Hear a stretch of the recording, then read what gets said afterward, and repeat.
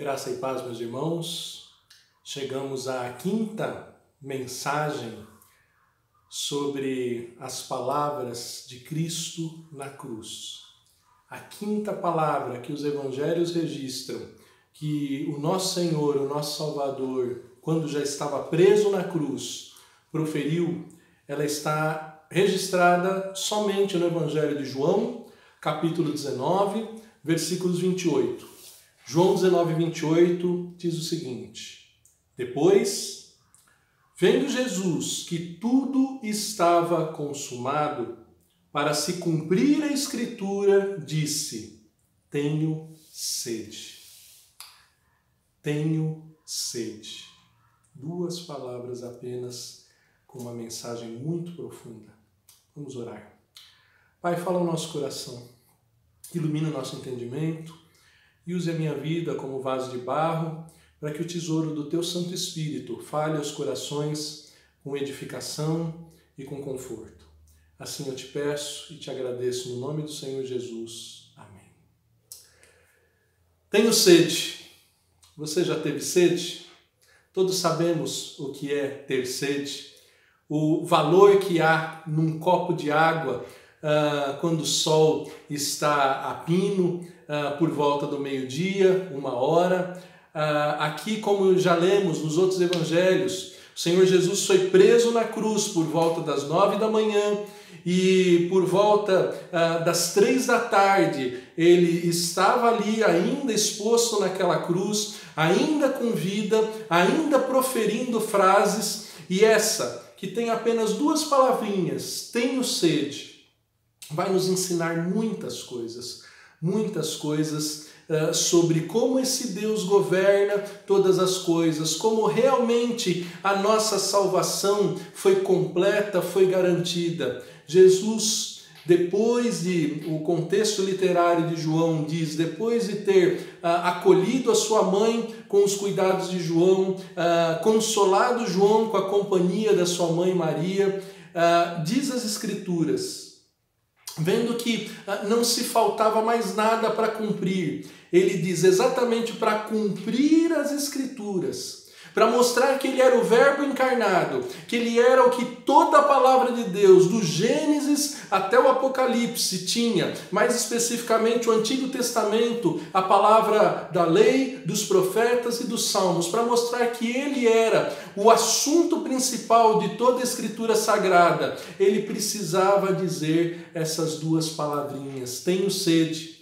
Assim como a quarta palavra da cruz foi o cumprimento de Jesus do Salmo 22. Salmo 22 que começou dizendo, Deus meu, por que me desamparastes? Esse mesmo Salmo 22, nos versículos de 11 em diante, vão mostrar que Jesus Cristo cumpriu aquilo que Davi não tinha como cumprir. Salmo 22, versículo 11 em diante, vai mostrar Jesus e o Messias, que é o próprio Cristo, cumprindo as Escrituras. Essas duas palavrinhas, tenho sede, era o cumprimento desse salmo, que 1000 anos antes de Jesus vir na terra, já estavam predizendo exatamente cada detalhe do sacrifício perfeito, do sacrifício genuíno, que só Jesus Cristo pôde cumprir. Salmo 22, versículo 11 em diante diz assim, não te distancies de mim, porque a tribulação está próxima e não há quem me acuda. Lembra do ostracismo? Deus meu, por que me desamparastes? E aí ele diz, muitos touros me cercam, fortes touros de Bazã me rodeiam, contra mim abrem a boca, como faz o leão que despedaça e ruge.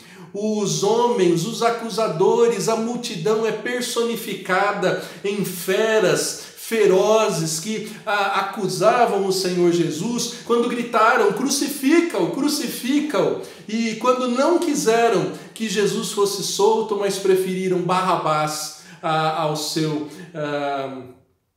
Salvador. E aí no versículo 14 diz, derramei-me como água, e todos os meus ossos se desconjuntaram, meu coração fez-se como cera, derreteu-se dentro de mim. secou-se o meu vigor como um caco de barro, e a língua se me apega ao céu da boca, assim me deitas no pó da morte.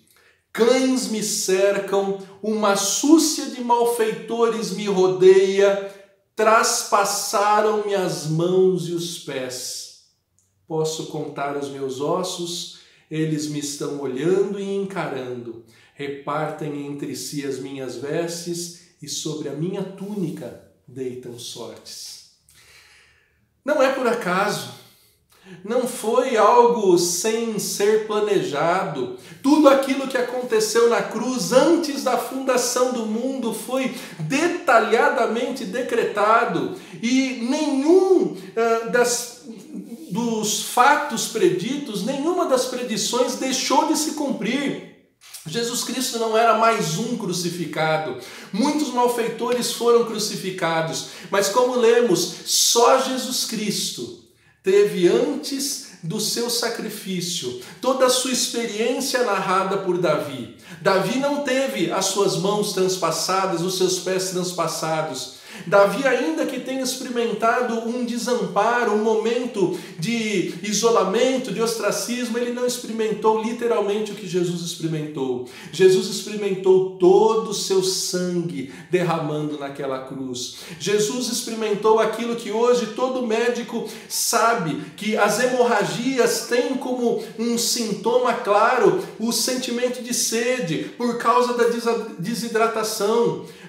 Às vezes hemorragias internas são identificadas exatamente porque o paciente diz que está com sede, que está desesperado por água. E ali nós tínhamos o verdadeiro homem, o verdadeiro Deus, o Filho do homem que tinha o reino sobre todas as coisas, o Filho de Deus, aquele que junto com o Pai e com o Espírito Santo disse: separe-se a terra das águas, aquele que criou os mares, que criou os rios, aquele que nutriu todos os oceanos, aquele que podia oferecer água a quem quisesse beber, mas como verdadeiro Deus se fez verdadeiro homem, e não apenas na cruz, deu provas de que era um homem de verdade, com um corpo que sente sede. Em João 4, versículo 7, Jesus se encontra com uma mulher samaritana e era a hora sexta do dia, era o meio-dia, e ele pede para aquela mulher: mulher, me dê água de beber.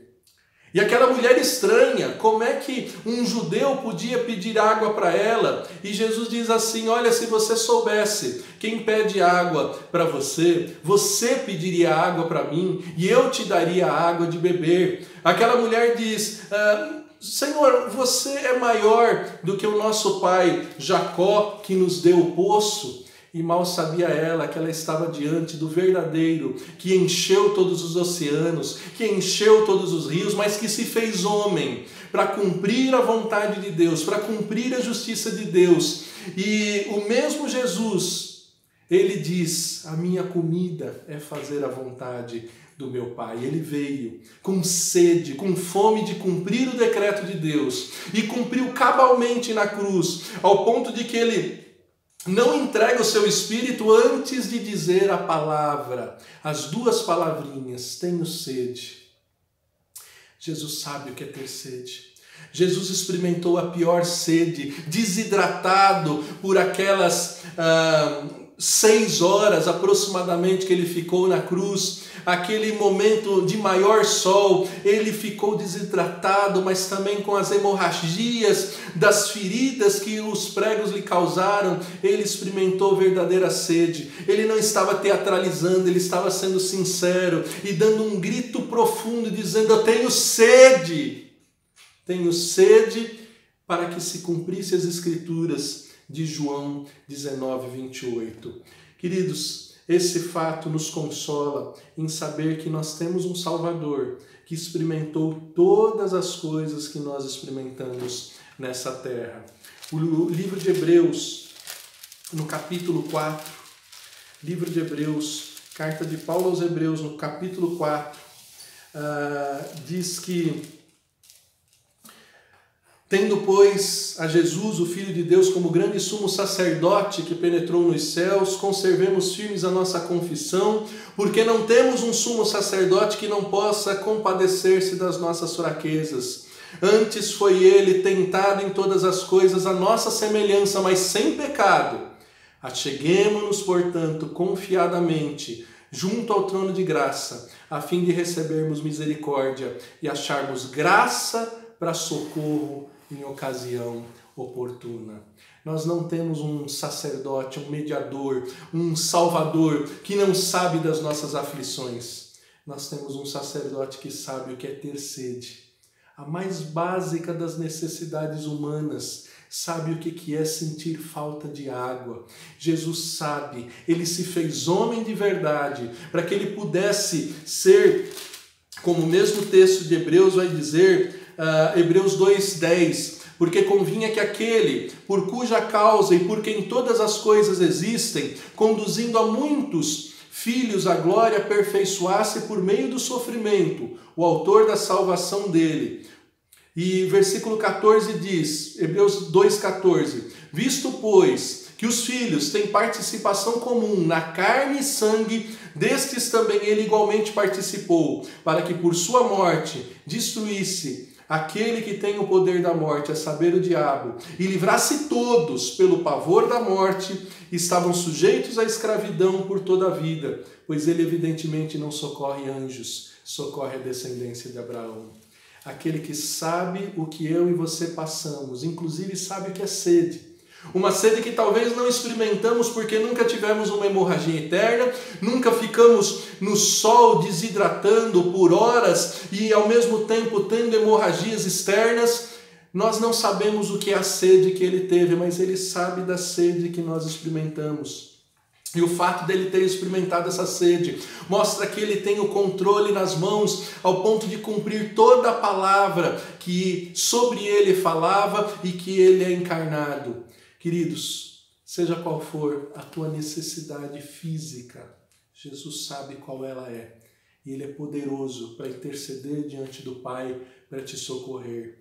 Mas mais que isso, ele experimentou no teu lugar, no meu lugar, aquela sede que nós não teríamos condições de suportar, aquele sofrimento físico real que nós não teríamos condição de suportar. Isso tudo para que ele pudesse dizer, como ele diz em João 7, 37 e 39, a todos vós que tendes sede, vinde e bebei, porque ele oferece a água, não apenas a água